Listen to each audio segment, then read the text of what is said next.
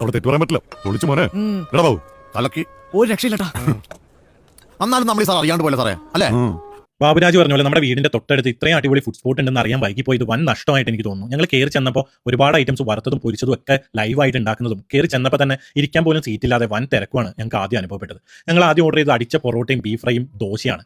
ആ അടിച്ച പൊറോട്ടയും നല്ല കറുത്ത കളറിലുള്ള വരട്ടിയെടുത്ത ജീരകമൊക്കെ ഇട്ടിട്ടുള്ള ആ ബീഫ് ഫ്രൈയും സവാളയും കൂടി മിക്സ് ചെയ്ത് കഴിക്കാൻ അടിപൊളി ടേസ്റ്റ് ആയിരുന്നു. അതുപോലെ തന്നെ നല്ല സോഫ്റ്റ് ആയിട്ടുള്ള തട്ട് ദോശയും ആ ചമ്മന്തിയും ബീഫ് ഫ്രൈയും നല്ല കോമ്പിനേഷൻ ആയിരുന്നു. പിന്നെ അവർ പൊറോട്ടയോടൊപ്പം തരുന്ന ആ ഗ്രേവി, മിക്ക സ്ഥലത്തും മോശം ഗ്രേവിയാണ് കിട്ടാറ്, പക്ഷേ ഇവിടുത്തെ ആ ഗ്രേവിയും പൊറോട്ടയും ബീഫ് ഫ്രൈയും കൂടി മിക്സ് ചെയ്ത് കഴിക്കാൻ സൂപ്പർ ടേസ്റ്റ് ആയിരുന്നു. അതുപോലെ തന്നെ എടുത്തു പറയേണ്ട ഒരു ഐറ്റമാണ് എണ്ണയിൽ പൊരിച്ചെടുത്ത് ചൂടോട് കൂടി സർവ് ചെയ്യുന്ന അവരുടെ ആ കാട ഫ്രൈ. ആ കാട ഫ്രൈയും പൊറോട്ടയും സവാളയും കൂടി മിക്സ് ചെയ്ത് കഴിച്ചപ്പോഴും എനിക്ക് നന്നായിട്ട് ഇഷ്ടപ്പെട്ടു. കാട ഫ്രൈയോടുള്ള ഇഷ്ടം കൊണ്ട് ഞങ്ങൾ രണ്ടാമതും കാട ഫ്രൈ ഓർഡർ ചെയ്തു. ദോശയും പൊറോട്ടയും ബീഫ് ഫ്രൈയും കാട ഫ്രൈയും കൂടാതെ തേങ്ങാച്ചോറും ബീഫും നെയ്ച്ചോർ കോംബോയും മട്ടൻ ബിരിയാണിയും ചിക്കൻ ബിരിയാണിയും ഫ്രൈഡ് റൈസും എല്ലാം ഇവിടെ അവൈലബിൾ ആണ്. അപ്പോൾ ഈ സ്പോട്ട് വന്നത് കിഴക്കമ്പലത്ത് നിന്ന് പള്ളിക്കര പോകുന്ന റൂട്ടിൽ അച്ചപ്പൻ നായരുടെ കവലയിലുള്ള ഗ്രീൻ ചില്ലി